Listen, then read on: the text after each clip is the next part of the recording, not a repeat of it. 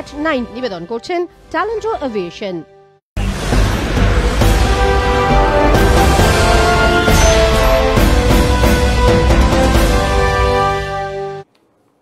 নমস্কার, আরোহী নিউজে সকলকে স্বাগত। আপনাদের সঙ্গে রয়েছে আমি তনুশ্রী। শুরু করছে নিউজ @9। আর প্রথমে যে খবরের দিকে নজর রাখবো, দুদিনের বাংলা সফরে এসেছেন কেন্দ্রীয় স্বরাষ্ট্রমন্ত্রী অমিত শাহ এবং তাকে স্বাগত জানাতে আজ বিমানবন্দরে একেবারে সাজো রব।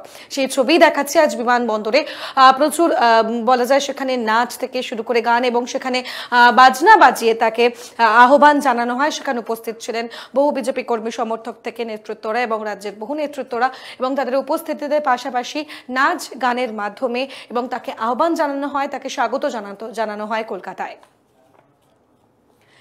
যে ছবি দেখতে পাচ্ছেন, দুদিনের বাংলা সফরে কেন্দ্রীয় স্বরাষ্ট্রমন্ত্রী অমিত শাহ এবং তার বেশ কিছু কর্মসূচি রয়েছে। এদিন এই সফরে আসার জন্য বিমানবন্দরে সাজো রব। সেখানে নাচ এবং গানের মাধ্যমে তাকে স্বাগত জানানো হয় এবং আঞ্চলিক গান থেকে শুরু করে বেশ কিছু প্রতিস্থাপনের মাধ্যমে তাকে স্বাগত জানানো হয় বিমানবন্দরে। সেখানে উপস্থিত ছিলেন বিজেপির নেতা নেতৃত্ব থেকে শুরু করে রাজ্যের নেতা নেতৃত্বরা এবং তাদের উপস্থিতিতে পাশাপাশি তাকে স্বাগত জানান বিভিন্ন সাংস্কৃতিক বলা যায় প্রতিস্থাপনের মাধ্যমেই তাকে স্বাগত জানানো হয় বিমানবন্দরেই।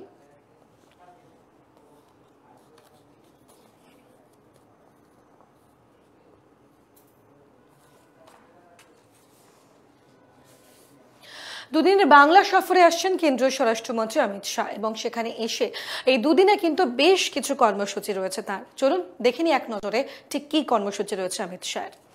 মূলত যেমনটা জানা গিয়েছে, বৃহস্পতিবার বাঁকুড়ার এক আদিবাসীর বাড়িতে সারবেন মধ্যাহ্ন ভোজন। দুপুরের খাবারের আয়োজন করা হয়েছে মতুয়া বাড়িতে। সেখানে বিরসা মুন্ডার মূর্তিতে মাল্যদান করবেন তিনি। তারপর রবীন্দ্র ভবনে সাংগঠনিক বৈঠক রয়েছে, সেখান থেকে চতুর্দিহি গ্রামে যাবেন তিনি।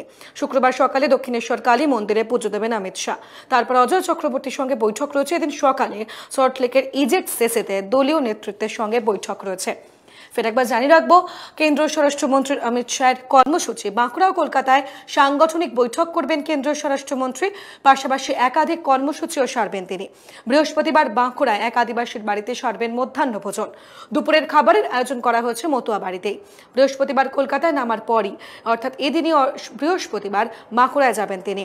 সেখানে বিরসা মুন্ডার মূর্তিতে মাল্যদান করবেন তিনি। শুক্রবার সকালে দক্ষিণেশ্বর কালী মন্দিরে পুজো দেবেন অমিত শাহ। তারপর অজয় চক্রবর্তীর সঙ্গে বৈঠক রয়েছে। সকালে সল্টলেক ইজেট সিসিতে দলীয় নেতৃত্বের সঙ্গে বসবেন তিনি। তারপর গৌরাঙ্গনগরে এক মতুয়া বাড়িতে মধ্যাহ্ন ভোজন।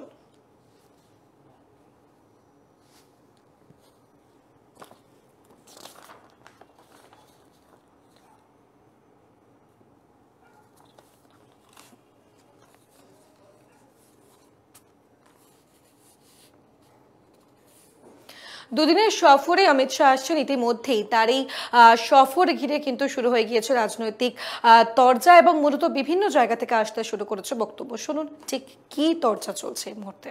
উত্তরবঙ্গে রয়েছেন রাজ্যপাল জগদীপ ধনকর। এদিকে রাজ্য সফরে এসে উত্তরবঙ্গে যাচ্ছেন অমিত শাহ। এবার বিষয়টির মধ্যে কোনো রাজনৈতিক দোষসাধক আছে কিনা তা নিয়ে ইতিমধ্যে চর্চা শুরু হয়েছে বিভিন্ন মহলে। পাখির চোখ 21-এর বিধানসভা নির্বাচন। লোকসভা নির্বাচনে সাফল্যের ধারা আগামী বিধানসভা নির্বাচনেও জারি রাখতে চাইছে গেরুয়া শিবির। সেই লক্ষ্যে ইতিমধ্যেই বাংলার মসনদ দখলের লড়াইয়ে ঘুঁটি সাজাতে শুরু করে দিয়েছে বিজেপি। তবে রাজ্যপালের অভিযোগের প্রেক্ষিতেই রাজ্যে অমিত শাহের আগমন কিনা সেই বিষয়ে ইতিমধ্যেই প্রশ্ন উঠতে শুরু করেছে বিভিন্ন মহলে। তবে বিষয়টি নিয়ে মাথা ঘামাতে নারাজ তৃণমূল। এইগুলো কিছু না, এগুলো ওদের হচ্ছে লাফালাফি।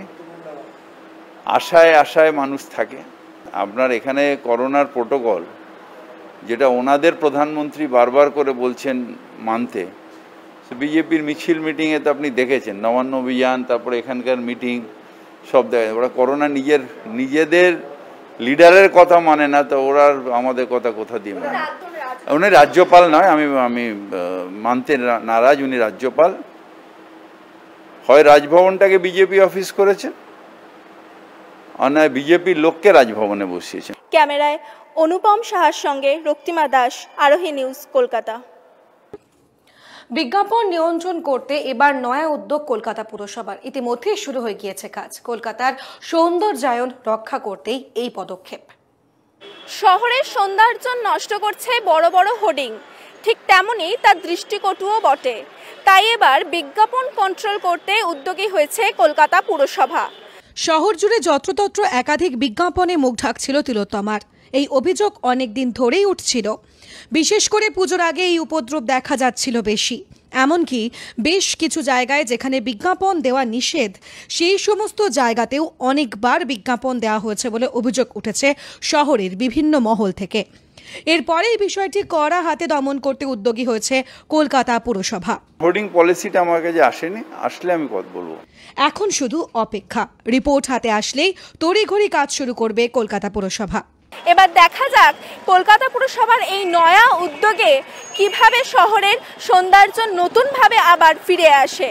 ক্যামেরায় অনুপম সাহার সঙ্গে রক্তিমা দাস, আরোহী নিউজ, কলকাতা। আজ করবা চৌথ এবং বলিউডে ঝলমলে রূপে দেখা গেল তারকাদের।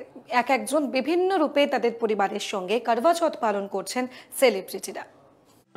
আজ করবা চৌথ, আর তাই সারাদিন বলিপাড়ায় বন্যা বয়ে গেল অভিনেত্রীদের করবা চৌথ উদযাপনের ছবি। সবাই ধরা দিলেন ভিন্ন ভিন্ন লুকে। বিপাশা বসু এবং করণ সিং গ্রোভার দুজনেই নিজেদের ইনস্টা প্রোফাইলে আদুরে ছবি পোস্ট করেছেন। বিপাশা বসুর বাঙালি লুকে করবা চৌথ পালনের ছবি মন কেড়ে নিয়েছে তার ফ্যানেদের। মীরা রাজপুত শাহিদ কাপুরের সাথে খুব সুন্দর একটি ছবি নিজের ইনস্টা স্টোরিতে পোস্ট করেছেন। কাজল দেবগন এবং শিল্পা শেঠি দুজনেই লাল শাড়িতে ধরা দিলেন ওয়েব দুনিয়ায়, অর্থাৎ নিজেদের ইনস্টাতে তারা নিজেদের ছবি পোস্ট করেছেন। এন্টারটেনমেন্ট ব্যুরো, আরোহী নিউজ। নিউজ এট 9 এখন এ পর্যন্তই। দেখতে থাকুন আরোহী নিউজ।